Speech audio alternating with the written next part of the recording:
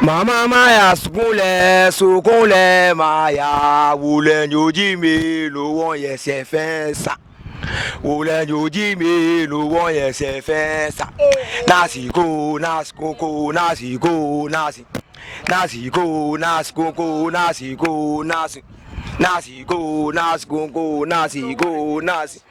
nasiko ajelebo nasiko nasi.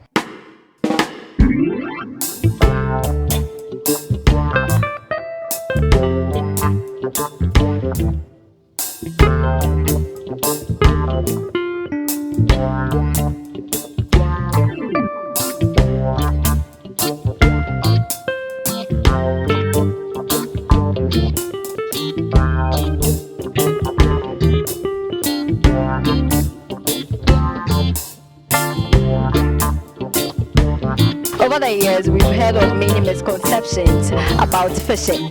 Campus by GH is here today at Jamestown Beach to discover whether these misconceptions are true or untrue. Join me as I host you. Hello viewers, this is Campus Vibe GH. Before I start, if you know you've not yet subscribed, do want to subscribe now. I am Irabana and I'm going to be your host for today's program. Today we are here at Jamestown Beach and it's going to be a splendid and interesting thing right here. The atmosphere is so cool. I'm afraid, but Charlie, it go be. It's not easy right now. And beside me is a lovely gentleman who is apparently a fisherman. Let's interact with him. Hello. Hi. Yes. Pacho Froze. Pacho Medini Azuma Kofi. And then Bekan Kakra. Te yo te. Fanny or Dubai. Hey, my idea. And one I bet you me be. And what age be I was say ubetime de ayejuma upon anu ana say obia betime ayejuma e wo upon anu. Obia betime ayejuma wo mpano. Obia betime ayejuma wo mpano say on say ade enye say wakosko ana unkosko. Mbappe e bia feri for no munyan de omudi bekopo. Nti so ba betime be hu omu na omudi wae ne omudi wako. Nti obia betime akopo. That is nice. And training be where was say omusian sana o my yesa ejuma yi. Mbanda bi ye ba na ya enko training mu bi da. Ya hu bi da. Ahyase na ye nyina ye nim say so be kɔ a bebre. Ba ko be e bia be 1 week na 2 weeks a. Na nyam ya adoma na wa experience ejuma no. Okay. Na age be na wo be start ye ejuma e wo epoano so. But I'm in Bana almost 10 years now. Wow. 10 years. Wow, that's amazing. That's amazing. Now, moko eponano so mu face some challenges. And I say, or how be or how mu face is a moko eponano so. Oh, your faces challenges by Namia Domanyaminti, Yafim. Nami ye from say baby I kona dua bia ni o aboba bia ni o ba nyaminti ye ko a estumisa echi aba na me kai say ye nkwa na ne etete say mame water wonsuo no mu na dia nyema bebre yese enti mpatcho pese me busa say sa nsem we no e yampa na say yampa mpatcho ye na ye wa na ye de hu bi da ba de mo ko Nigerian Bomisi ebi wo say ebia obi kita adwuma bi say obetumi ade akokehye nase nti say onya ade a obetumi yi ni wa kyerem ba ye wa na ya hu bi da ye hu bi da so bi ka kyerem say bi wo Ghana mponim na ya hu bi da more Nigerian for no more kase mame water na den yes strange and now we who pono so Pachaya Ghana mponima ye hu ebiti say shark dolphin any your adibiti say friend bone so ba menini ndini any some petty things adina we bia samutu bo a betumi afa bo anim obeyi na aba ebiti say abeba wa hu na obebu say bia e busum ana say adiboni bi na Fiti Emra was 30 years age. What to say obi ewu out of say all fishing and all airport so na ko yejuma. Mpacho nipa bebre omo aton so ni mu 1,000 miles ebi mu be 8 years now omo mu mbae. Ba omo se ye mpa ma na se ba nyame akuna ebia nyame na akunipa. Enye nipa na akunipa nti na oto ana omba. And so I told me one 8 years. A bit more so crap for 15 years or Mumbai. Okay. Jamano, are you ready, Anna? Yeah, ready, man. Oh, are they? Nicola go you la matamala. D'abord, on la. No, I let go le lamu. Le lamu. Well, you must go malali. Please come here instead. It's a pressure on the bell. Okay, you're saying another fisherman here. Na pachansa na your bet was on your first saying. I feel Emmanuel, you're welcome to Campus Vibe GH interview. Why are you ready to message Abba? Really? I feel ready, machine. Yes. Yes, that's it. Mama maya sukule maya wule nyojimi lo won yese fensa.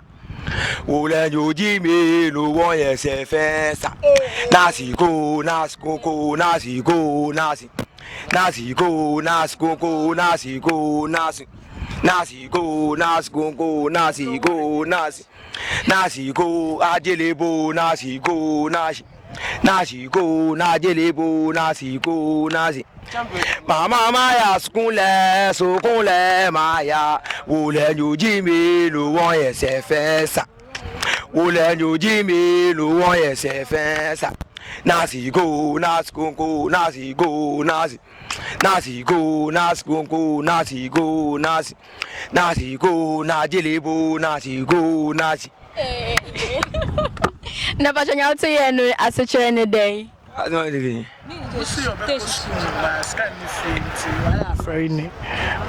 Nti also be call po na mpoko ska wo musin school ya ko school en cheska ba ya ko mpo ai be cheska mo school de chi de why open ansana e ma uska ayi school ansana ba we di o ko ba pe de obedi pa de na me adoma obenya. Wow, interesting. Na me too many share ohonoma me who say flags ACC and boats bia so as a trainer day. Ebi wo na yedi yes ebia be sample. So un say flag bi na da on be un say the me asimasi we na mo we den omo wo no. Okay. Nti na ya two flags. Say on say insuni imponim na ye win flat. Nti say adebi nsu unyama ni so anya ade ase obi da baby abehun se the mass na ewo no nti na ya the flags no season nyama ni so no on say obi behun se nyama bi na ewo no nti say enko na nko bi se omu se ena omu bampu na ne muti sen nti na ya SCC flags na obi anhu ye no Na ubetimi akatre afofo say fishing sika wom ana say ebia say ka say emphasize ye the office ejuma to near the fishing ejuma wuyi nya na obefa ene de dinti a obefa sa ejuma no mpacho de okanu ya no kware ba areas na obia na ejuma ebi mu wo say di bit to say afere djuma ni to and office work ni to obefa afere for na djuma sent ni say e bia djuma na say enna obetumi aba ba benya 3 million into sure office djuma na nipa dodo an na esa yemma ke omu 3 million a day ba obetumi aba mpo ano ba obetumi akopu obetumi anya da ko benya 3 million ba enye say scan or dial said the bia menya 3 million the bia menya 3 million ya ko the brain na anokwa de beton sukrapo a na nya bi ba ade na say we juma say why aban juma busum ibasa 3 months na ya mouse kabia it say no sooner adwuma no no muti pese me ho ade nti na Tuesdays epono eso ayewe ba ya wu ya na nim tea na eba ehun say yeah grandfather so munko Tuesday ba uko ibiti say nakwa inhini wo cape ona obi mo munko Tuesday ba nka ade fiti tama akobe nyanya no sawe na all the nko Tuesday bi ampo ba uko fanti cape ana tidy ona omuko edu branda ebi mu kopo na se okọ epo ne so a edi na be se ansana wasa back edin na be se number say ebi mu so wo amuko 3 hours na mo samichi ebi nso wo medi 4 days ebi nso wo medi 1 week 3 days okay na bese mi bisa eti se mukọ ebia 3 days 4 days e wo se wo dware den na utimi dware den na udidi nsuo cause epunso de yenim se e salt nte den na nyama nyina unya pachampa on say nyama ni bi wei on say so nti ye ko a ye bunsu ato omo baile bloodie ye ton nyina nti ye edru enumre a na yanwa na yade nti enumre nkwa na modidi debi edru a machin so a yanwa ezma adwane ade nti na ye tumi ko 1 week na yamba from na yemfa ne se mukọ epono so na enuane na mofa no esa ere na musa nye eduane foforo de o kan anukare ba on sa de na ahihye ayen se separate nti ye ko anim se be nyo we ye ne ochina nti sensu ya na enu twese se ye mba fam nti na ye baba beju na mpatro pese me bisa wo girl mpatro na wo girl so ye ejuma be mpatro mngan so ye ejuma o top na se wo girl na ebia uko nso uko for fishing se bosome na watch ni echichi na wo girl no doesn't she complain you complain ba ade na say we juma na waso say we be nti mbeko a ebia makofa be 20 million na beto ice new year e beto nyama ebia be 12 million 8 million na say ye nipa 4 na ye beko say ye koda mponim na ye be cha ebia be 2 million nti sa 2 million no eno na obema wili ubetumi aja ama wili ni say on jiska no on fa hwe akwala no ukọ aba uba nyame adoma o ma be soso aman me too many share ehon me hu enkra se omudiago ene ye Tuesday me gidi ye say school for so be school na dey ntina omon bobobo ewo honom environment ntina ma ya enye obia na ni mame ananse ni papa woska ebi wo na ni papa ya on say ni papa ya fisherman nti eduma wei na ni dia nti ebia wo bye anan oso mai ba 3 nko school na obisu akwala bi wo person kopo onso ampoko nti ba kun betumi akopo ebi nso wo na oni parents ni yie nti na ma ya mutumi di kopo no next me bisa se bia eba na se owa obema oma edi agro abonta na obema omo akọ school mpacho mi wo amema me bana ko school ade ntina bema oma na akọ school sentini say first na ebe ye adwuma wo mpoano a anyina ye nim say adwuma na adwuma na ye yie but say na adwuma na sesa sesa na krachi for na omudi ye omunima aba adwuma ni mu say sesa na uko ba ministers omunyina mu fishing trawlers no musu omudi couple wo Ghana mponim nti sesa na ama akomodie nti se wo ba na o se unya ska force no try na unya best no function no nko school Say uko epona no so na unya fishes na wana oton wana so de ma obi ema ne to. Mpacho ya mami ena ye bisafo na ye de omu na omu wo mpoano. Nti se ye ba ye de mo mu na omu tomaye. Nti ye wi a omu aton be 50 Ghana. No omu amaye be 45. Ana 40 Ghana. I just say almost some fast one 5 season I say. Sana say 10 series. Patrol say uko epone so ere na ohu say aha na menichre aha na meko country na medru. First na experience na omudiko. Basisia na brofo mo e compass se KPS nti se mu PF ya metro on se baby a itina ese na ebebo se ye wo Jamestown beach nti se akọ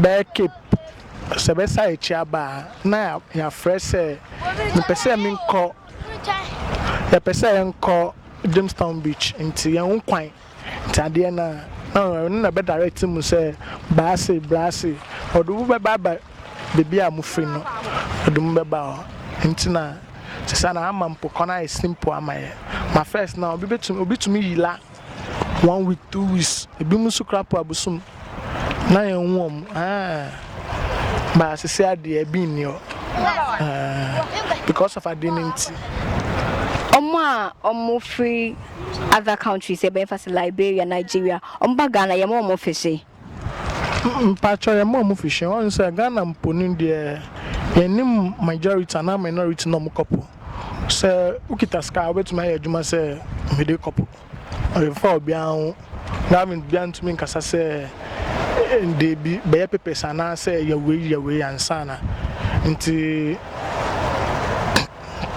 Ghana mpono bian to me couple ntina sese na China for na omo abai yenso num pa omo na mo adwene wo mponum omo na be se adwuma no nyina ama sese na accommodate. Okay, yeah, kase oda so kase o se China how say na o mama modwuma no asay on say omo nim enama omo pe enam na omo mpe nti se omo nyanam omo mpe a omo betu ni na gunso ni mu on say ade na I say ohun say unwanda ho na wo ya nipa da se na unwanda ho na say unwane frɛ obebon nti na ya omo na mu say ya mponim na ya kopo ya yie maye no. Okay, na asa yete boti so asa mebo so funu me kakra ade ntia ya de animo ba ya sha say be ko a problem na mu face na eno na nyina ya face ba so fi pe umbeto enya ade a obekọ bebi na obetumi afibium ana say ye wo ukọ a na mu say ufi pa ade e wa bi ade bi ti say on say magi ye wo lobster say lobster unim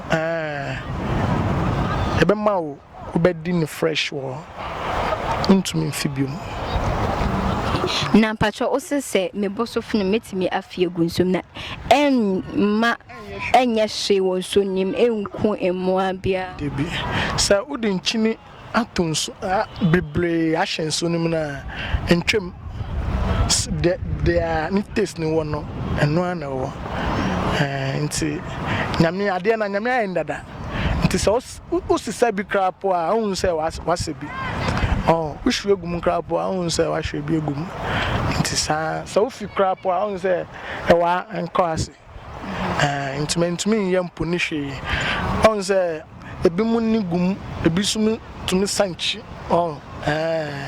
nti na patron pese mi buza se muko empona no so se ya na ebia wani kuma ere na otimeda ye danyama ne so nyema as net no so ana se duane so ye daduane so na obeda na unsu enyo se ebi enye hwe wow it's what done na the other person so navigate beda enna beda ba de ewo mini say slow ship ship na adwen uda na untumi so a bit say lighthouse e wo mu green white so unso bia no be unse bi na eda ona obebetumi aba na abekum nyina to nso no mu nti omu pe no mu adwen ba pa de yeda nkasa yeda te say ye wo fe yeda na moda sana ere na mu say baby a ana mo set boat say onfa ahanum on say ya set boat ni say onfa ahanum ade ni say yedidua be hye nyama na asese na yede bi ehya na yede awoma abo nti on say mba na on say nyama na ko ase oba mo betumi agina o baby a na on ko amba. Okay. 90 ebia modana se inso ne yesi emuna na eto a moye den. Oh yeah, to me ata rubber ana sack. Yeah, ni rubber ya ata sack. Nti say ebia senso ni ton wonso ni mo e ba ya na say ne. But it me talk 24/7 na nyina na ye wo sack ni mu na bi mu nyina hihye ho. Nti na ya awonde mu. Oh, I want the bedu buy your on say your jacket. She jacket nti. Yeti I want my intini say in sheshi. That's so interesting. And so I believe we've all learned a whole lot from this interview. I am Irabna and thank you for watching. Don't forget to subscribe to Campus Vibe GH. Thank you.